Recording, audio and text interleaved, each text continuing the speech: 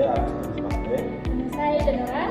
Saya Risoli. Nama saya Maria Clara Kasma. Nama saya Maria Linda Bano. Nama saya Maria Elsiana. Saya Nabiha. Dan nama saya Manoret. Selamat menyaksikan.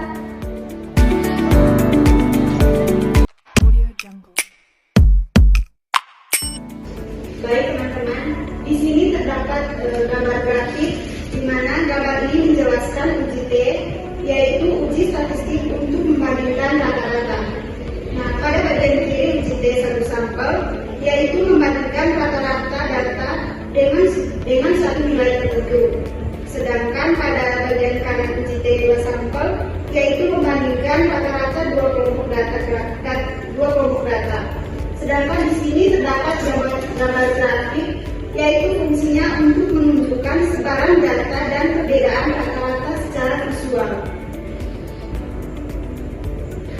Nah, uji T sendiri adalah uji statistik untuk membandingkan rata-ratanya dua kelompok atau rata-rata satu kelompok dengan nilai tertentu guna untuk menentukan apakah ada perbedaan yang signifikan secara statistik atau tidak. Baik, yaitu jenis-jenis uji T-test. Yang pertama itu uji T-test satu sampel atau one sample T-test. Dan yang kedua itu sampel T-test. Dan yang ketiga independent sample T-test. Termasuk yang ketiga yaitu uji T-test satu sampel atau one sample T-test. Kemudian rata-rata satu sampel dimaksud untuk menguji nilainya antara rata-rata populasi mu sama dengan nilai tertentu atau minor. Dalam kondisi alternatif bahwa nilainya atau rata-rata populasi mu tidak sama dengan minor. Nah, jika kita ingin menguji H0 itu mu sama dengan mu0 lawan H1 mu tidak sama dengan minor. Dengan H0 merupakan hipotesis awal, sedangkan H1 merupakan hipotesis alternatif atau hipotesis kerja. Yang berikutnya yaitu termasuk pada rumus di mana prinsip itu sama dengan X dikurang mu0 dibagi dengan S berakar N, di mana X ini merupakan nilai T itu, yang nilai T ini adalah nilai T itu X itu merupakan rata-rata sampel, mu0 itu nilai parameter, S itu standar deviasi sampel, dan N itu jumlah sampel. Kita masuk pada interpretasi uji T-test. Nah, yang pertama itu nilai signifikansi, di mana nilai signifikansi ini merupakan batas toleransi kesalahan yang kita tetapkan. Yang kedua itu ada degree of freedom atau derajat kebebasan yang merupakan jumlah informasi independen yang tersedia untuk memperkirakan parameter. Nah, di sini rumus umum dari derajat kebebasan sendiri dapat kita tuliskan dengan df sama dengan n kurangi dengan k. Nah, yang kedua kita membandingkan nilai T hitung dan T tabel. Nah, di sini setelah melakukan perhitungan kita mendapatkan nilai dari T hitung yang merupakan nilai T yang diperoleh dari hasil perhitungan data sampel dan tabel. Nah, di sini yang pertama itu T hitung merupakan nilai T yang diperoleh dari hasil perhitungan data tersebut.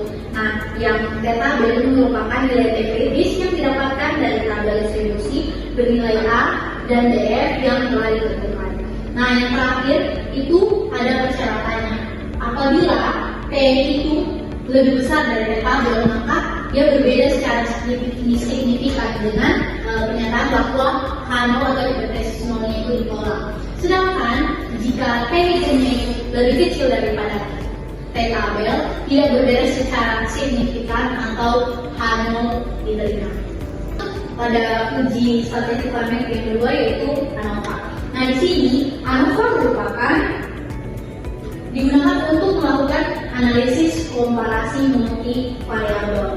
Nah, contohnya uji hanya bisa membandingkan kelompok A dan B. ANOVA bisa membandingkan A, B, dan C sekaligus. Nah, di sini kapan kita bisa menggunakan ANOVA?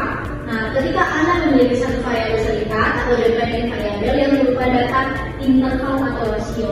Dan yang kedua, ketika kita memiliki satu atau lebih variabel bebas yang berupa data nominal atau ordinal yang memiliki lebih dari 2 kategori atau banyak, misalnya 3 metode pengajaran atau 4 jenis buku.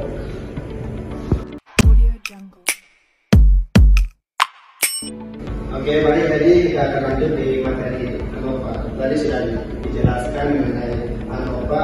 Nah, jadi ANOVA ini dapat digolongkan dalam beberapa kriteria, yaitu yang pertama klarifikasi satu arah atau one way ANOVA. Nah, ANOVA klarifikasi satu arah merupakan ANOVA yang didasarkan pada pengamatan satu kriteria, satu faktor yang menimbulkan variasi. Nah, yang kedua, klarifikasi dua arah atau two-way ANOVA. ANOVA klarifikasi dua arah merupakan ANOVA yang didasarkan pada pengamatan dua kriteria atau dua faktor yang menimbulkan variasi. Nah, terus yang ketiga itu klarifikasi banyak arah atau ANOVA. Nah, ANOVA banyak arah ini merupakan ANOVA yang didasarkan pada pengamatan banyak kriteria.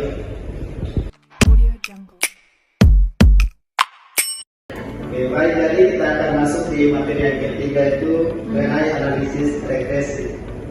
Nah, jadi regresi parametrik ini adalah merupakan salah satu model regresi yang digunakan dalam menganalisis hubungan variabel respon Y dengan variabel prediktor X. Jadi dalam regresi ini terdapat kurva yang terbentuk yaitu berdasarkan data yang digunakan. Terus regresi parametrik ini memiliki bentuk kurva yang berpola. Misalnya kurva berbentuk pola linear, kuadratik atau eksponensial dan lain-lain. Nah, dalam regresi juga parametrik ini dapat digunakan untuk mengetahui hubungan yang linear terhadap model yang terbentuk. Jenis ini analisis regresi. Jenis-jenis utama analisis regresi ini yang termasuk dalam statistika parametrik adalah teknik asosiatif yang wajib menggunakan data interval atau rasio. Jenis utamanya meliputi yang pertama itu regresi linear sederhana. Regresi sederhana didasarkan pada hubungan fungsional atau kausal satu variabel independen dengan satu variabel dependen. Persamaan umum regresi linear adalah Y sama dengan A tambah Bx, di mana Y ini subjek dalam variabel dependen yang diprediksikan. A adalah harga Y ketika harga X sama dengan 0. B adalah angka arah atau koefisien regresi, dan X sama dengan subjek pada variabel independen yang mempunyai nilai tertentu.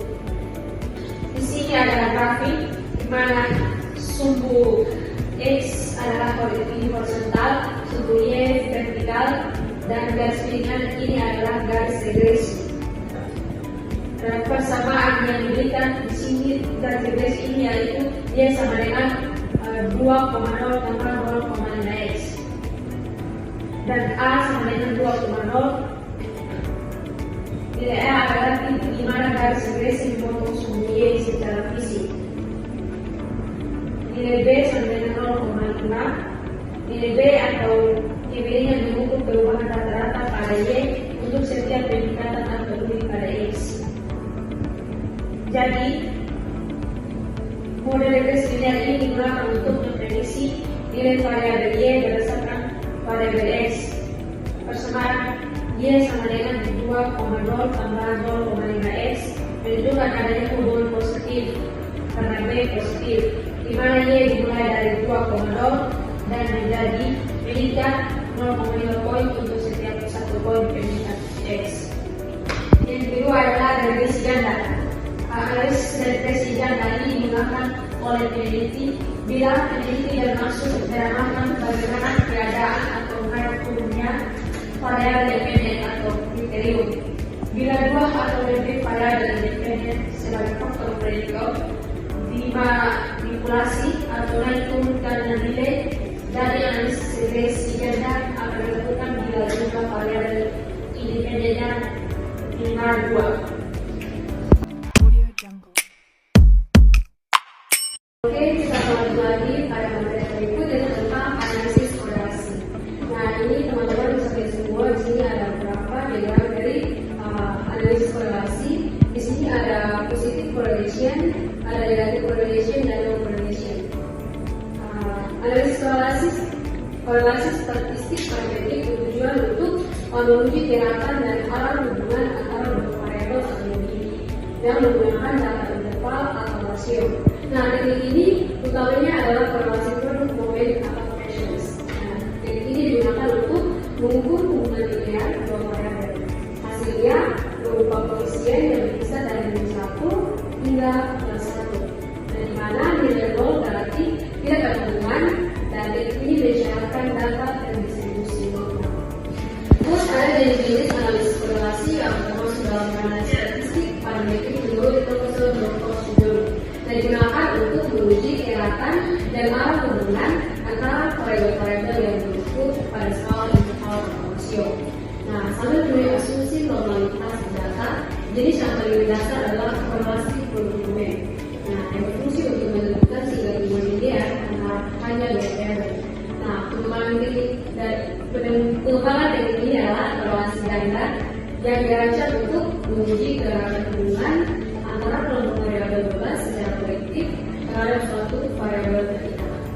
Kita masuk pada korelasi produk momen, di mana korelasi produk momen itu digunakan untuk mengetahui arah hubungan antara positif atau negatif, dan juga mengetahui kuat lemahnya hubungan antara dua variabel yaitu x dan y, dengan syarat data berbentuk interval atau rasio dan pasangan data berasal dari subjek yang sama.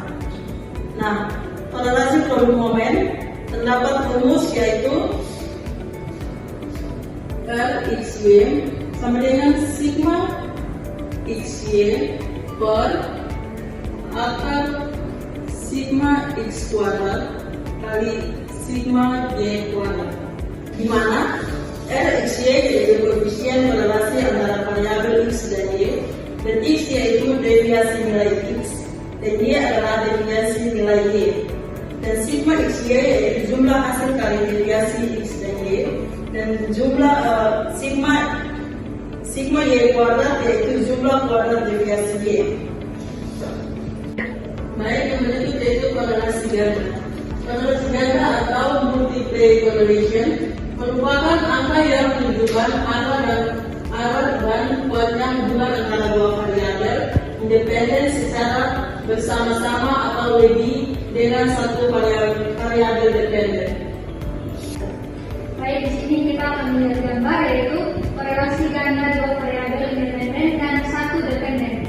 Yang pertama yaitu X1 sama dengan kepemimpinan, X2 sama dengan tata ruang kantor, Y sama dengan kekuasaan kerja, R sama dengan korelasi ganda.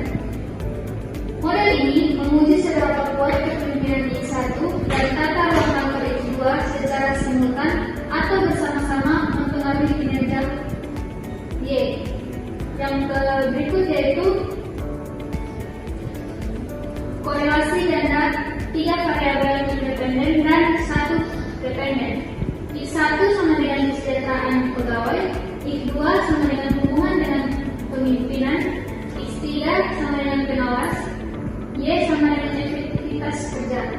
Di sini model ini menguji seberapa kuat kesejahteraan pegawai X1, gaya kepemimpinan X2, dan pengawas